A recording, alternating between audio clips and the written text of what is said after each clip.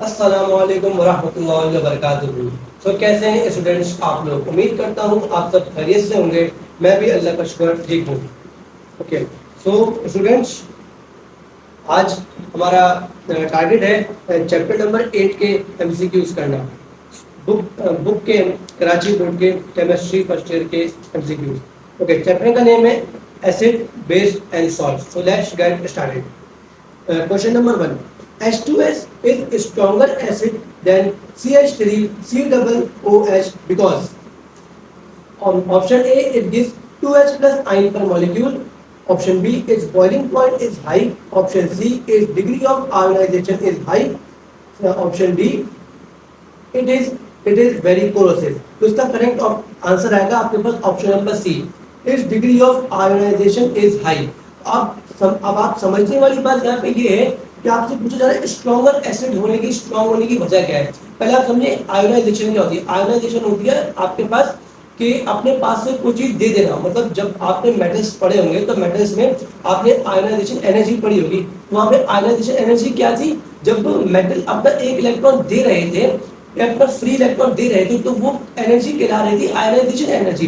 तो इसी तरीके से स्ट्रॉन्गेस्ट आपके पास एसिड वो कहलाता है जो अपना हाइड्रोजन एटम रेडीली जितना जल्दी हो सके फौरन दे दे, रिएक्शन के लिए रेडी हो, फौरन रिएक्शन स्टार्ट होती है अपना हाइड्रोजन एटम दे दे, तो वो आपके ऊपर कहलाता है स्ट्रॉन्ग एसिड। तो उसकी वजह ये है कि it's degree of ionisation is high. Okay, let's move to next question. Aluminium oxide is amphoteric oxide because it reacts with okay acid base both acid and neither। okay, तो इसका सही जवाब है option number C. Amphoteric oxide का मतलब ये होता है कि एसिड के साथ भी रिएक्ट कर सकते हैं और बेस के साथ भी रिएक्ट कर सकते हैं। तो करेक्ट ऑप्शन हो जाएगा option number C, both acid and base. Okay, question number 3, which one of the following is not a buffer solution? Means इसमें से इन चार में से कौन सा आपके पास बफर सॉल्यूशन नहीं है। पहले तो आप ये समझे कि बफर सॉल्यूशन क्या होता है। बफर सॉल्यूशन वो होता है जो आपका पीएच में रेजिस्टेंस, मतलब पीएच को रेजिस्ट करता है +1 या -1 से ज्यादा ऊपर के नीचे उठने नहीं देता। ये आपको होता है बफर सॉल्यूशन। अब बफर सॉल्यूशन का थोड़ा सा कांसेप्ट लेगा कि बफर सॉल्यूशन अपना होता क्या है।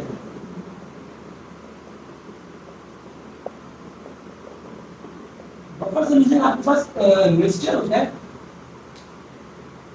Mixture of strong acid plus weak base, और it is a mixture of weak acid और स्ट्रॉन्ग बेस। अब मुझे पता है इसके आगे बहुत सारे क्वेश्चंस आ रहे हैं तो मैं आपको यही बता देता हूँ कि स्ट्रॉन्ग एसिड कौन से होते हैं और स्ट्रॉन्ग बेस कौन से होते हैं, ताकि आपके लिए आगे बहुत आसानी से ये सारे सवाल सॉल्व हो जाए। स्ट्रॉन्ग एसिड कौन होते हैं और स्ट्रॉन्ग बेस कौन होते हैं। ओके, उनको पता कैसे लगाया जाता है कि ना कौन सा स्ट्रॉन्ग एसिड है कौन सा स्ट्रॉन्ग बेस है। तो स्ट्रॉन्ग एसिड आपके पास तीन है, HCl, HNO3 और H2SO4। ये तीन आपके पास है स्ट्रॉन्गेस्ट एसिड। और स्ट्रॉन्ग बेस आपके पास होते हैं पोटेशियम हाइड्रोक्साइड, कैल्शियम हाइड्रोक्साइड और मैग्नीशियम हाइड्रोक्साइड। ये तीन आपके पास स्ट्रॉन्गेस्ट बेस है और ये तीन आपके पास स्ट्रॉन्गेस्ट एसिड है। स्ट्रॉन्गेस्ट एसिड अभी क्वेश्चन नंबर 1 में मैंने आपको बताया कौन होते हैं, जो आपका हाइड्रोजन एटम फौरन फ्रीली दे दे। मींस आप बस इनको रिएक्शन के लिए छोड़ो और ये फौरन आपका हाइड्रोजन एटम दे देंगे, इसलिए कंसीडर किया जाता है इनको स्ट्रॉन्ग एसिड। और vice versa with this strong base, जो फौरन आपका हाइड्रोजन एटम एक्सेप्ट कर ले फौरन, वो आपके होते हैं स्ट्रॉन्ग बेसिस। ओके, पता कैसे चलेगा कि ना आपके पास कोई सॉल्ट स्ट्रॉन्ग है कोई सॉल्ट आपके पास वीक है। तो आपके पास जो भी गिवन सॉल्ट है आप उसको ऐड कर दो वाटर के साथ, आप उसका रिएक्शन करवा दो वाटर के साथ। जैसे फॉर एग्जांपल इस क्वेश्चन में आपके पास जो कंपाउंड्स गिवन है, इस क्वेश्चन में आप सिंपली ये देख लें कि जो आपके पास क्या आपके पास मिक्सचर क्या आपके पास कहा जा रहा है, आपके पास मिक्सचर गिवन है। इस आपके पास पहला जो कंपाउंड है CH3COOH और CH3COONA, या आपके पास CH3COONA, या आपके पास ये पहला कंपाउंड है, ये आपके पास है वीक एसिड। क्या है आपके पास? ये आपके पास वीक एसिड और ये जो आपका CH3 double C double O N ये आपके पास है स्ट्रॉन्ग बेस, सही है। ये आपके पास ये वाला सॉरी ये वाला फॉर्मूला फॉलो करना है, तो ये तो आपके पास पक्का गया, ये तो ऑप्शन ए का आपका पक्का बफर है ही है। ऑप्शन बी Na2CO3, Na2 कहां गया, Na2CO3, ओके ये लिखिए, मिस हो गया। आपके पास NaOH आपके पास होता है स्ट्रॉन्ग बेस, आपके पास NaOH भी स्ट्रॉन्ग बेस होता है आपके पास एक, तो आपके पास ये बन गया strong base.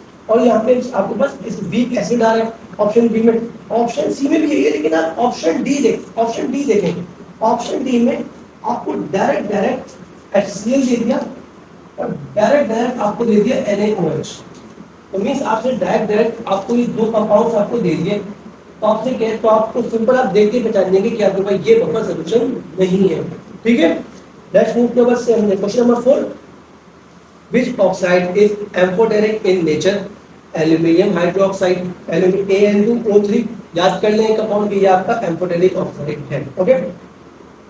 Which one of the following does not alter the pH of the solution? वही मैंने आपसे कहा कि pH of the solution कौन अल्टर नहीं कर सकता, जो बफर नहीं है। बफर कौन नहीं होता, ये स्ट्रॉन्ग एसिड्स और स्ट्रॉन्ग बेस, ये आपके पास कभी भी बफर फॉर्म नहीं करेंगे, मींस pH कभी भी चेंज नहीं, इन 7 कंपाउंड से कभी भी आपकी pH या pOH चेंज नहीं हो सकती, ओके। तो आप चारों ऑप्शन देख लें, आपके पास NaCl है, ये रहा NaCl, Na जब आपका यहां से Na आ गया और यहां से Cl आ गया, तो क्या बना NaCl। ये NaCl को जब आप वाटर से रिएक्ट कराएंगे तो आपको क्या फॉर्म करेगा, NaOH और HCl फॉर्म करेगा। इसी तरह आप चारों कंपाउंड डाल के देख सकते हैं, NH4Cl डाल लें तो यहाँ पर क्या फॉर्म करेगा, मैं एक सवाल करके दिखाता हूँ। NH4Cl को जब आपने वाटर से रिएक्ट कराया, ये तरीका होता है इसको फाइंड आउट करने का कि ना ये स्ट्रॉन्ग एसिड है या नहीं है। आपके पास गिवन सॉल्ट को आप वाटर से रिएक्ट करा लें तो आपको पता चल जाएगा स्ट्रॉन्ग एसिड या स्ट्रॉन्ग क्या आपके पास वीक एसिड। रिएक्ट कराएंगे तो क्या बनेगा, HCl तो बनेगा और दूसरी तरफ आपको बनेगा NH4OH। स्ट्रॉन्ग एसिड आ गया, वीक बेस आ गया, तो ये तो आपका कंफर्म बफर, तो ये तो आपको बफर इफेक्ट दे देगा। तो ये आप ये बफर की डेफिनेशन पे पूरा उतर गया, ये वाला आपने ये वाला कंडीशन फॉलो कर ली, तो ऑप्शन ए तो आपका बफर होगा। ऑप्शन बी भी आप चेक कर लें, यही होगा। ऑप्शन डी भी चेक कर लें, आपको यही होगा। लेकिन आपको शॉर्टकट फौरन बता दिया कि आपके पास जो ये वाले 7 कंपाउंड्स हैं, आप फौरन इनको देखकर आप बता सकते हैं कि आपका बफर फॉर्म करेगा या नहीं करेगा, ठीक है। अब conjugated acid of NH3 is, याद करने वाला सवाल है, NH4+। कॉन्जुगेटेड एसिड क्या होता है, कॉन्जुगेटेड एसिड उल्टा होता है कि जैसे एसिड का काम क्या होता है, हाइड्रोजन देना, कॉन्जुगेटेड एसिड ने हाइड्रोजन उल्टा लिया हुआ होता है, तभी तो वो कहला रहा होता है conjugated acid. Same with conjugated base, base का काम क्या होता है, बेस का काम आपका होता है हाइड्रोजन एक्सेप्ट करना, लेकिन कॉन्जुगेटेड बेस क्या होता है, वो उल्टा हाइड्रोजन दे देता है, तभी वो तो कहलाता है कि NH, तभी तो वो कहलाता है कॉन्जुगेटेड बेस। तो यहाँ पे आपका इसका करेक्ट ऑप्शन हो जाएगा NH4+ ammonium gas, okay. Question 7, salt which is formed by neutralisation of weak acid and strong base is. अब आप ये चारों कंपाउंड्स ले लें, उनको आप वाटर से रिएक्ट कराएं तो आपको पता चल जाएगा कि ना कौन सा वीक एसिड और कौन सा स्ट्रॉन्ग बेस है। मैं आपको ये वाले सवाल करके दिखा देता हूँ ताकि आपको पता चल जाए कि ना मैंने जो आपको सब टिक करके दिखाया ना, कि आपको आपके दिमाग में पता हो जाए कि मुझे क्या पेपर में इसे कैसे सॉल्व करेंगे, ठीक है। आपको बताने कि वीक एसिड कौन सा, स्ट्रॉन्ग बेस कौन सा। तो सबसे पहले मैं चारों कंपाउंड्स के नाम लिख देता हूं मैं, NaNO3, NH4Cl। पेपर में ऐसे सवाल बहुत कम आते हैं, लेकिन पेपर में सवाल आते हैं तो आप इस चैप्टर को तैयार जरूर कीजिएगा। Na2CO3, NH4,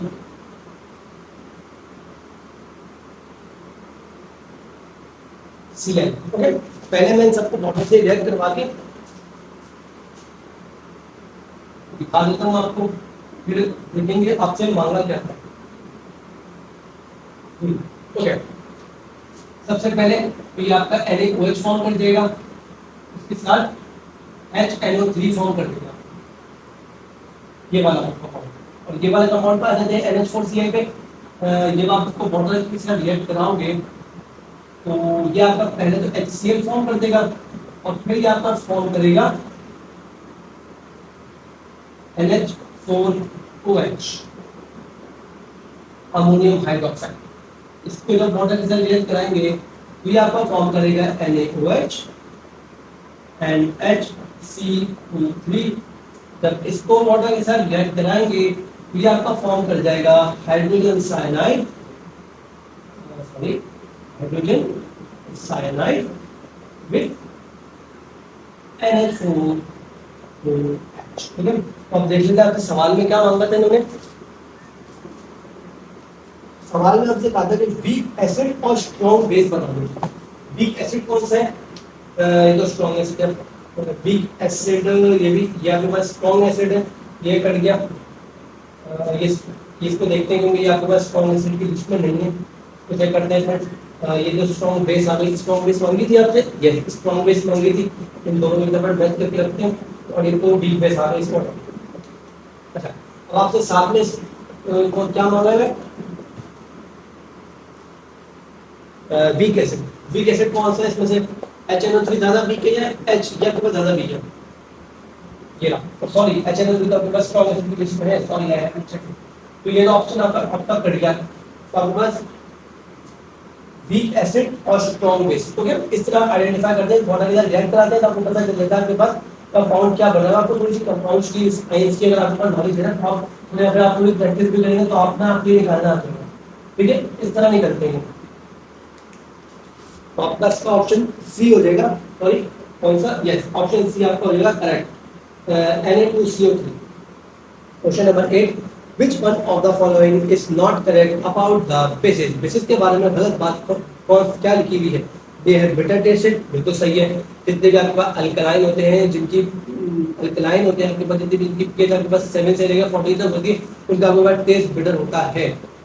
they have high pH value, सही है, 7 से 14 कितनी हाई आपके पास pH है? सही है। they react with acid to form salt, बिल्कुल सही है।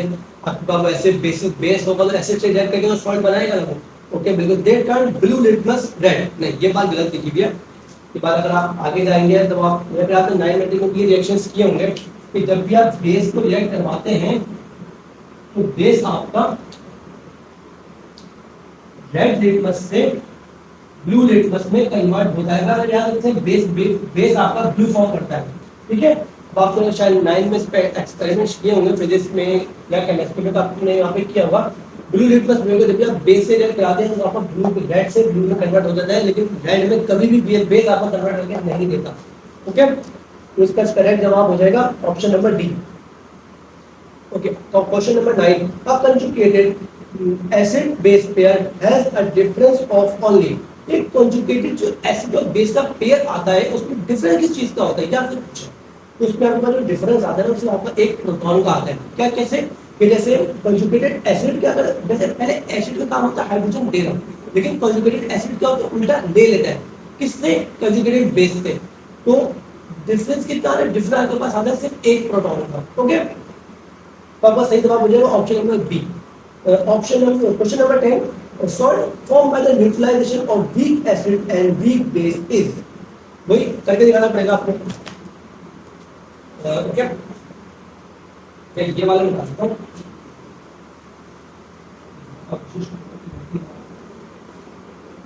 ओके। कंपाउंड्स के नेम लिख देता हूं सारे। लास्ट क्वेश्चन, पहला कंपाउंड है NH4Cl, फिर किसी यहाँ पे किया तो नहीं है NH4Cl, यस NH4Cl किया है। और कौन सा किया है मैंने? Na2CO3, ये भी किया है। शाबाश। हाइड्रोजन साइनाइड भी किया है। लेकिन आपके पास ये जो नया कंपाउंड है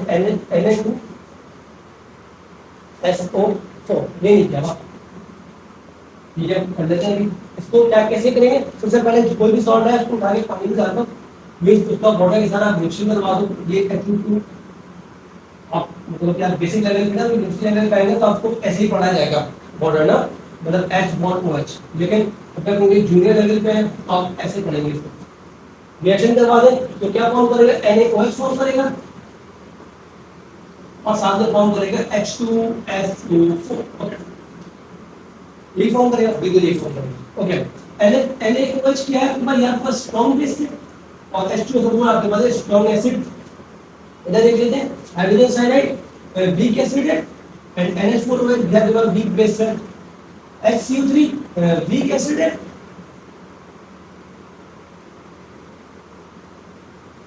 NaOH स्ट्रॉन्ग बेस है। HCl strong acid and Na4OH weak acid sorry weak base है। NaOH HNO3 यह बहुत स्ट्रॉन्ग कंपाउंड है, स्ट्रॉन्ग एसिड है और स्ट्रॉन्ग बेस है, स्ट्रॉन्ग। ओके, क्वेश्चन सवाल में क्या दिया, सवाल में कह रहे हैं वीक एसिड और वीक बेस दोनों कंपाउंड वीक हो। ये आपका ये वीक एसिड है और वीक बेस है, कंफर्म कर लेते हैं बिल्कुल सही। तो इस तरह सवाल का आपके पास जवाब हो जाएगा अमोनियम साइनाइड, जो कि आपके पास ऑप्शन नंबर सी। ओके, उम्मीद करता हूं आपको ये 10 क्वेश्चन समझ आए होंगे। ओके, वीडियो देखने का के लिए शुक्रिया। अगर आपको मेरा काम, मेरे लेक्चर्स पसंद आ रहे हैं, प्लीज लाइक और सब्सक्राइब जरूर कीजिएगा ताकि मैं आपके लिए ऐसे लेक्चर्स और लाता रहूं। ठीक है, अपना रखिएगा बहुत सारा ख्याल। अल्लाह हाफिज।